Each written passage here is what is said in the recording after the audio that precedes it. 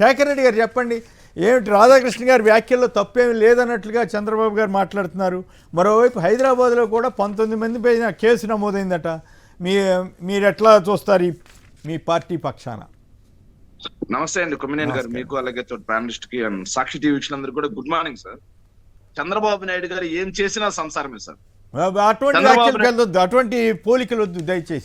నేను ఎక్కడ సార్ నేను బూత్ మాట్లాడతాను దయచేసి. నేను కించపట్టట్లేదు, బూత్ మాట్లాడతాను. తెలుగు సామెత కూడా తీసుకొస్తున్నాను. సామెతలే కానీ కొన్ని అభ్యంతరకరమైన సామెతలు ఉంటాయి, అటు జోలికి వెళ్ళకండి. వెళ్ళండి సార్, ఎట్టి పరిస్థితుల్లో సార్ చంద్రబాబు నాయుడు గారు ఏం చేసినా మంచే సార్. అట్లా చెప్పండి, తప్పు లేదు. సాక్షి ఆఫీసుల మీద దాడి చేసిన గాంధీ మార్గం సార్ అది.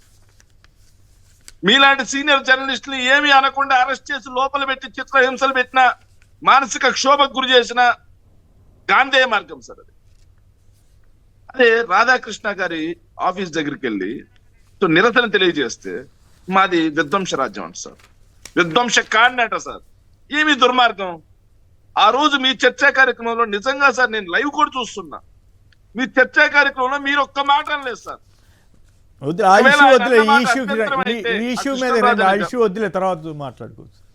మాట్లాడదాం ఒక్క నిమిషం. ఆయన అభ్యంతరం అయితే సార్ అతను సాక్షి ఎంప్లాయ్ కూడా కాదు సార్, మా పార్టీ అధికార ప్రతినిధి కూడా కాదు సార్. అయినా సరే సాక్షి యాజమాన్యం ఖండించింది, వివరణ ఇచ్చింది. మీరు ఖండించారు, వివరణ ఇచ్చింది. వైఎస్ఆర్ కాంగ్రెస్ పార్టీ నుంచి మేము ఖండించాం, వివరణ ఇచ్చాం. అయినా సరే సాక్షి ఆఫీసుల మీద ఎంత దాడి చేశారు సార్. యాజమాన్యాన్ని ఎన్ని తిట్లు తిట్టించారు సార్ వాళ్ళు. అంటే అప్పుడు ఈ పత్రికలు కూడా సమర్థించాయి, ప్రజాగ్రహం ప్రజాగ్రహం చర్చలు నడిపించారు సార్. అదే ఇవే పత్రికలు ఆ రోజు చర్చలు నడిపించారు సార్ సమర్థిస్తూ. కారణం ఏంటంటే ఆ రోజు సాక్షిని క్లోజ్ చేయండి అని మాట్లాడారు సార్. మరి ఈ రోజు ఆ రోజు ఏమి అనకపోయినా ఈ రోజు నేరుగా పత్రికా యాజమాన్యమే ఎండి కొత్త పలుకు అనే ఒక చెత్త పలుకుని పెట్టుకొని వైఎస్ఆర్ కాంగ్రెస్ పార్టీలో ఉన్నటువంటి ఏదైతే నాయకులందరి యొక్క సతీమణుల గురించి మాట్లాడినప్పుడు చంద్రబాబు నాయుడు గారు ఎట్లా సమర్థిస్తున్నారు? ఇప్పుడు కదా నిజంగా కేసు పెట్టాల్సింది, ఇప్పుడు కదా ఆంధ్రజ్యోతి రాధాకృష్ణన్ కదా నిజంగా తీసుకెళ్లి బొక్కలు వేయాల్సింది.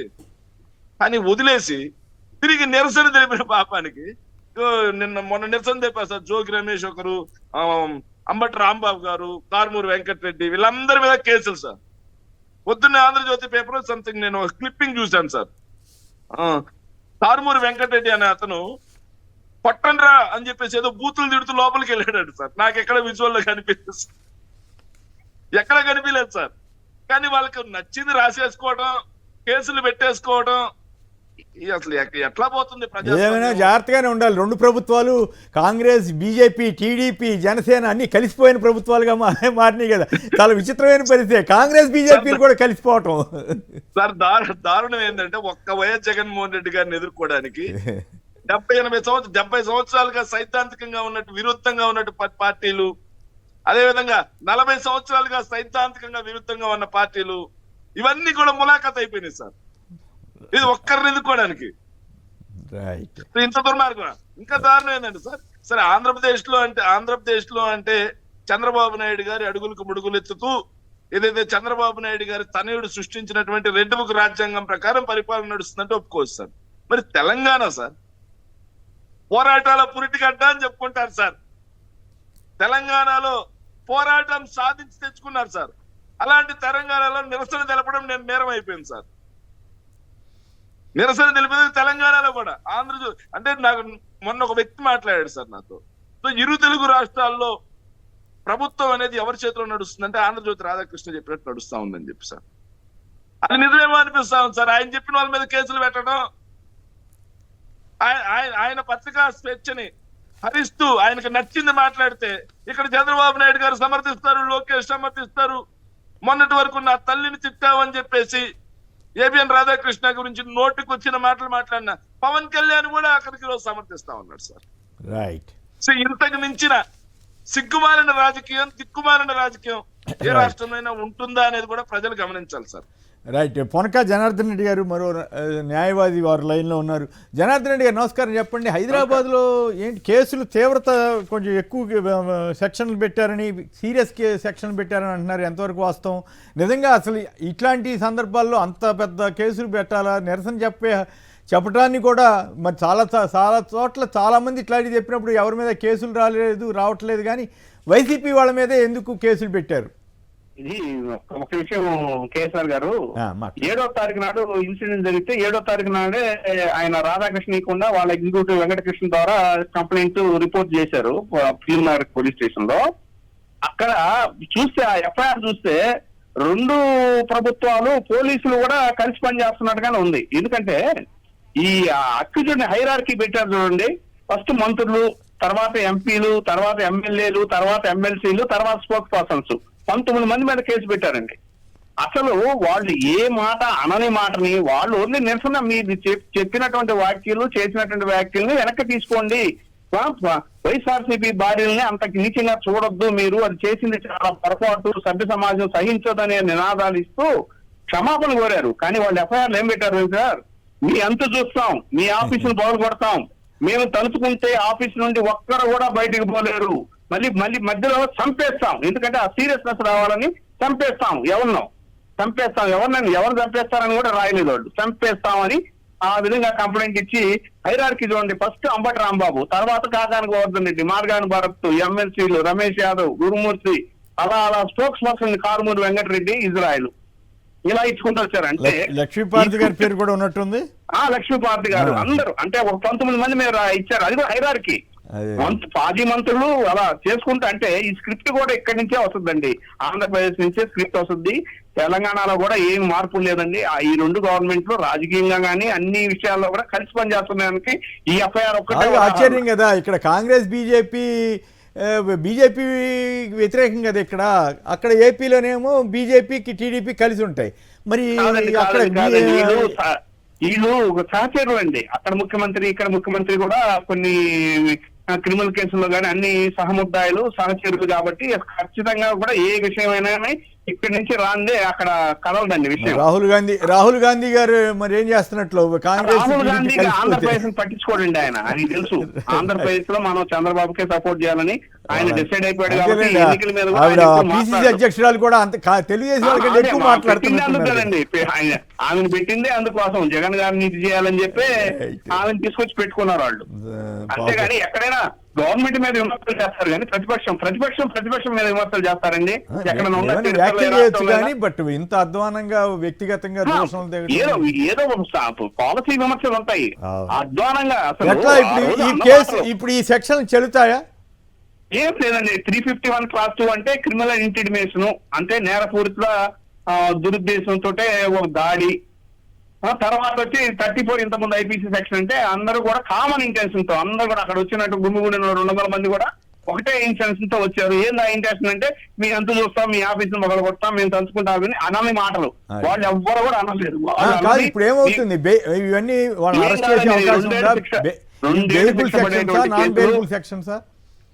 నాన్ బెయిలబుల్ పెట్టినా 2 ఏళ్ల శిక్ష గానీ ఖచ్చితంగా ఇది స్టేషన్ తెలంగాణలో అదొక్కటి పాటిస్తున్నారులేండి. ఈ 7 years లోపల శిక్షలు అన్నిటికి కూడా నోటీస్ ఇస్తున్నారు. వాళ్ళు ఎక్కడ డివేట్ కావట్లేదు. కాబట్టి మళ్ళీ ఇక్కడి నుంచి ఏమన్నా మళ్ళీ స్క్రిప్ట్ పోతే మళ్ళీ సెక్షన్లు మార్చి ఏదైనా ఏర్పాటు చేస్తారో తెలియదు. కానీ ఖచ్చితంగా అయితే ఈ కేసులో అసలు ఏమీ లేదు. కేసు కూడా కేవలం 7వ తారీఖు ఇస్తే నిన్న రిజిస్టర్ చేశారండి. కేసు 9వ తారీఖు చేశాడు.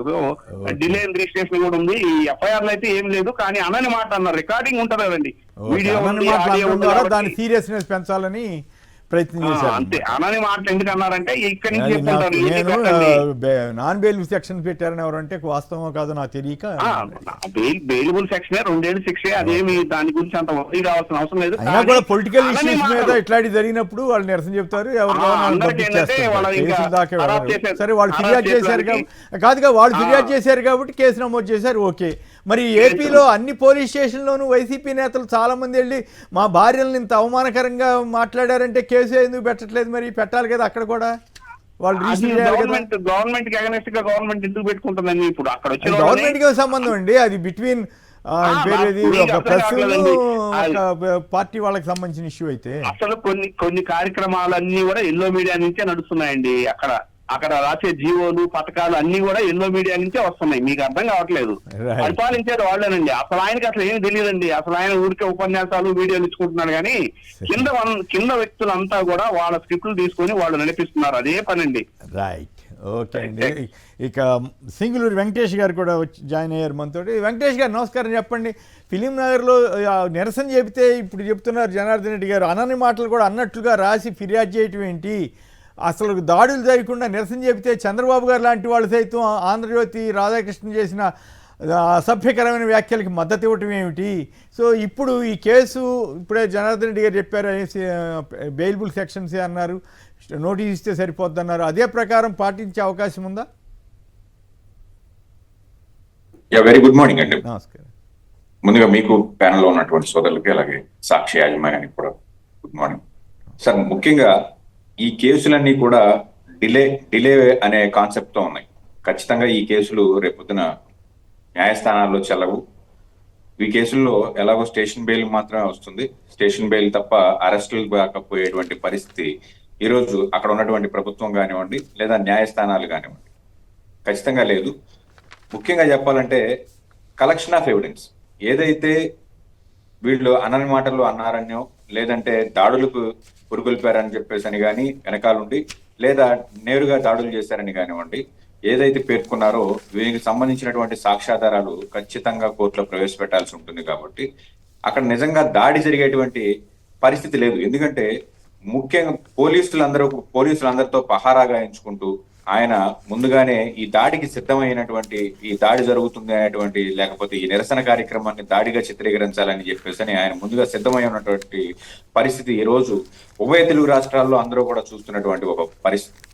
కాబట్టి అక్కడ గతంలో సాక్షి మీడియా మీద కానివ్వండి లేకపోతే డెక్కన్ క్రానికల్ మీద కానివ్వండి నేరుగా దాడి చేయటం, తగలబెట్టడం ఇలాంటి కార్యక్రమాలు చేసినటువంటి ఒక వ్యవహారం మనం అందరం చూసాం. కాబట్టి అటువంటి కార్యక్రమాలు ఏవి కూడా సాక్షి మీడియాలో జరిగినటువంటి మీడియా పైన జరిగినటువంటి దాడి ఈ రోజు ఆంధ్రప్రదేశ్ లో జరగలేదు కాబట్టి, క్షమించాలి తెలంగాణలో జరగలేదు కాబట్టి ఈ యొక్క కేసుల యొక్క తీవ్రత ఖచ్చితంగా ఉండదు అని చెప్పేసి మాత్రం మనం స్పష్టంగా తెలుసుకోవాల్సినటువంటి ఒక ఆవశ్యకత ఉంది.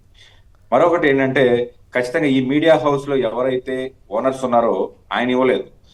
ఆయన దగ్గర పనిచేసేటువంటి ఒక ఎంప్లాయ్తో ఈ కంప్లైంట్ ఇప్పించటం, దాన్ని డిలే కింద రిజిస్టర్ చేయటం, ఖచ్చితంగా ఒక సంఘటన జరిగినప్పుడు నేరుగా పోలీసులు అక్కడ ఉన్నప్పుడు with in the span of 24 hours before 24 hours లోపే ఖచ్చితంగా ఎఫ్ఐఆర్ కట్టాలి. కానీ ఇది కూర్చుని వాళ్ళ దగ్గర ఉన్నటువంటి న్యాయ కోవిదులు ఎవరైతే ఉన్నారో వాళ్ళందరితో మేధో మదనం జరిపి చేసినటువంటి ఒక కార్యక్రమంగానే ఇది కనపడుతుంది తప్ప ఈ కేసు మీద ఎదరికెళ్లేటువంటి పరిస్థితి కానివ్వండి లేకపోతే వైఎస్ఆర్సీపీ నేతలను కానివ్వండి కార్యకర్తలను కానివ్వండి అరెస్ట్ చేసేటువంటి ఒక క్రమం కనిపించట్లేదని మాత్రం స్పష్టంగా తెలుస్తుంది. అట్లయితే అంతవరకు అయితే మంచిదే. రేవంత్ రెడ్డి గారి ప్రభుత్వాన్ని మనం ఆ స్థాయిలో అంతవరకే పరిమితం చేస్తే రేవంత్ రెడ్డి గారి ప్రభుత్వాన్ని అభినందించవచ్చు. నాకు మొదట నాన్ బెయిలబుల్ సెక్షన్స్ అని అన్నారని చెప్పి ఇదేంటి ఇట్లా చేస్తారా అనే ఫీలింగ్ వచ్చింది. కానీ ఇప్పుడు మీరు లాయర్లు చెప్పిన తర్వాత నాకు కూడా అర్థమైంది. ఐఎమ్ సారీ, కరెక్ట్ పద్ధతి ప్రకారం చేయడం ద్వారా హైదరాబాద్ పోలీసుల నుండి రేవంత్ రెడ్డి గారి ప్రభుత్వం నుండి పద్ధతిగా వెళితే మంచిదే అని మాత్రం స్పష్టంగా చెప్పచ్చు.